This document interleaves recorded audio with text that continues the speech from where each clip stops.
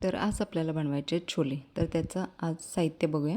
कांदा मोठा कापून घेतलेला आहे, टोमॅटो आहे, छोले आहेत, इथं जिरा आहेत, दही आहे, चटणी आहे, मीठ आहे, तमालपत्र आहे, स्टारफूल आहे, कोथिंबीर आहे, सुहानाचा सब्जी मसाला आहे, एव्हरेजचा मसाला आहे आणि लसूण आणि अद्रकची पेस्ट.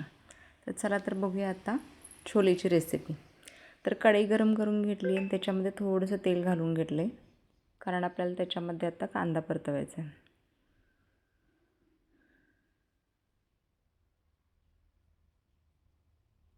तेल तापलेलं आहे का बघूया आणि त्याच्यामध्ये आता हा सगळा चिरलेला मोठा कांदा घालून घ्यायचा आहे.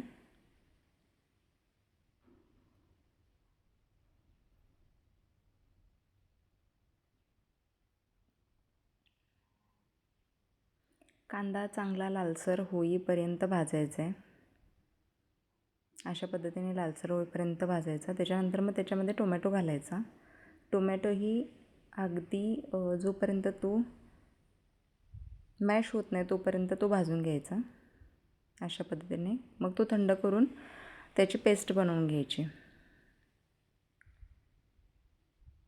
आता परत मी एक कढई गरम करत ठेवली आहे.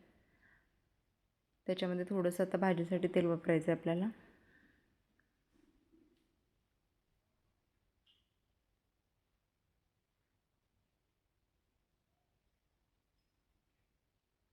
त्याच्यामध्ये आपल्याला अर्धा चमचा जिरं घालायचे,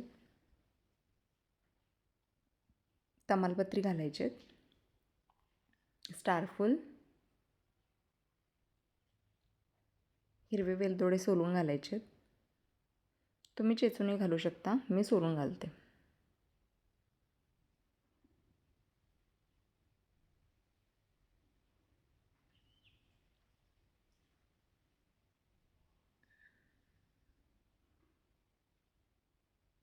त्याच्यामध्ये तयार केलेली पेस्ट घालायची.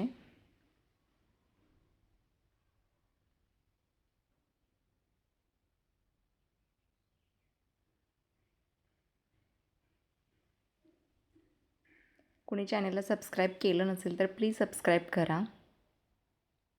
त्याच्यामध्ये थोडीशी हळद घालायची आहे. व्हिडिओ पूर्णपणे बघा. आवडल्यास लाईक करा, शेअर करा. मग थोडंसं गार्लिक पेस्ट घालायची.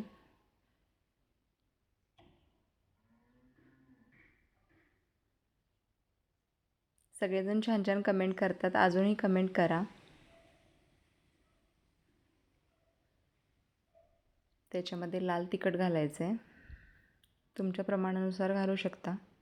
जितकं तुम्हाला तिखट हवं असेल तितकं तुम्ही घालू शकता.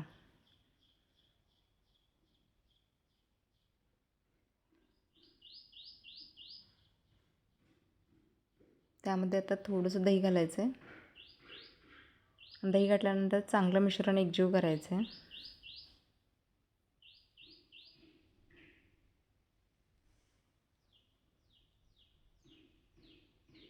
चवीनुसार मीठ घालायचं.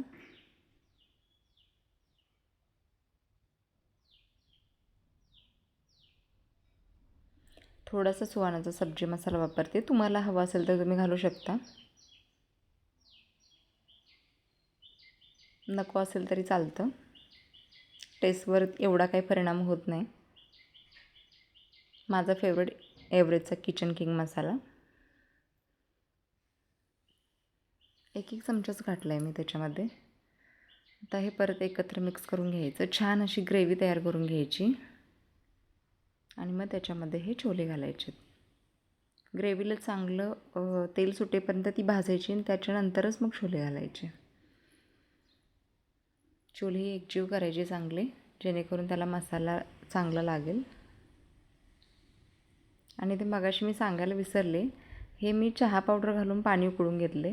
यातलं थोडंसं चहा पावडरचं पाणी घालायचं याच्यामध्ये, जेणेकरून त्याला रंग छान येईल. छोले पांढरे नाही दिसणार.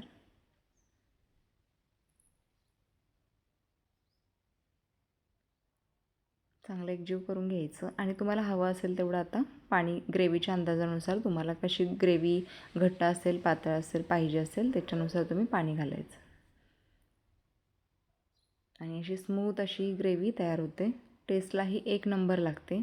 एकदा भाजी ही करून बघा आणि खाऊन बघा आणि मला कमेंट करून नक्की सांगा की तुमची भाजी ही कशी झाली आहे. आणि वरून थोडीशी कोथिंबीर घालायची.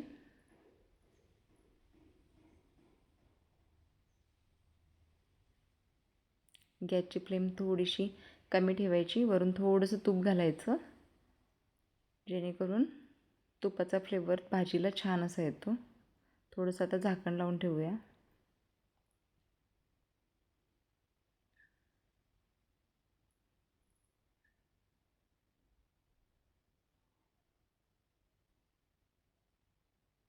आणि आता बघा भाजीचा कलर, फ्लेवर आणि त्याच्यावरती आलेली तर्री कशी दिसते. एकच नंबर भाजी होते.